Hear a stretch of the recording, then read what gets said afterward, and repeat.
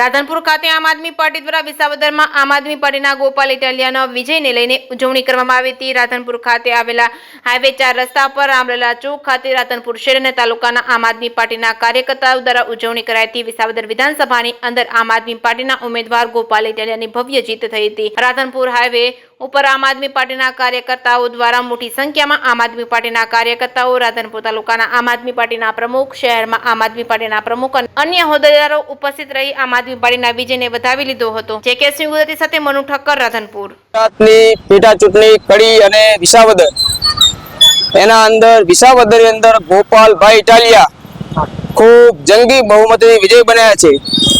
એટલે સમગ્ર વિસાવદરની જનતાના અમે આમ આદમી પાર્ટી વતી ખૂબ આભાર વ્યક્ત કરીએ છીએ કે એક એવા નેતાને વિધાનસભામાં મોકલાયો છે જે આવનાર સમયની અંદર ગુજરાતનો અવાજ બનવા જઈ રહ્યો છે અને આવનાર સમયમાં ખેડૂતો માટે, નાના વેપારીઓ માટે, વંચિતો માટે, ગરીબો માટે એનો ખૂબ ઊંચો અવાજ ઉપાડી અને આવનાર વિધાનસભા 2027ની અંદર આમ આદમીની પાર્ટીની સરકાર બનવા જઈ રહી છે। એટલે સમગ્ર હું રાજ્યના નવયુવાઓને જાણ કરું છું કે તમે આમ આદમી પાર્ટીમાં જોડાઓ અને ખરેખર આવનાર સમય આમ આદમી પાર્ટીનો છે।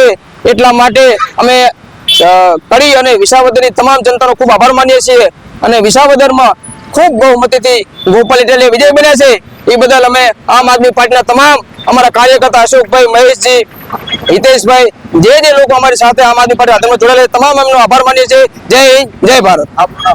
વ્યાસ જયંતિભાઈ, ગણપતરામ, આમ આદમી પાર્ટી શહેર પ્રમુખ, રાધનપુર।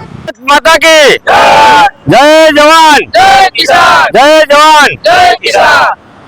આજે અમારે આમ આદમી પાર્ટી માટે બહુ ખુશીનો દિવસ છે, કેમ કે જે કડી અને વિસાવદર વિધાનસભા પેટા ચૂંટણી હતી એમાં ખાસ કરીને તો જેના માટે આખી સરકાર હરાવવા માટે તૈયાર હતી અને ભાજપની આખી સરકાર જ્યાં 1 મહિનાથી સતત એક ગોપાલ ઇટાલિયાને હરાવવા માટે ખૂબ સામ દામ દંડ પર ખૂબ કોશિશ કરી, છતાં ખેડૂતો અને વંચિતોના મસીહા એવા ત્યાંની પબ્લિકે, ખેડૂતોએ, મજૂર વર્ગોએ ગોપાલભાઈને ખાસ આપ્યો અને ગોપાલભાઈના જંગી બહુમતી જીતાડી અને વિધાનસભામાં મોકલ્યા છે।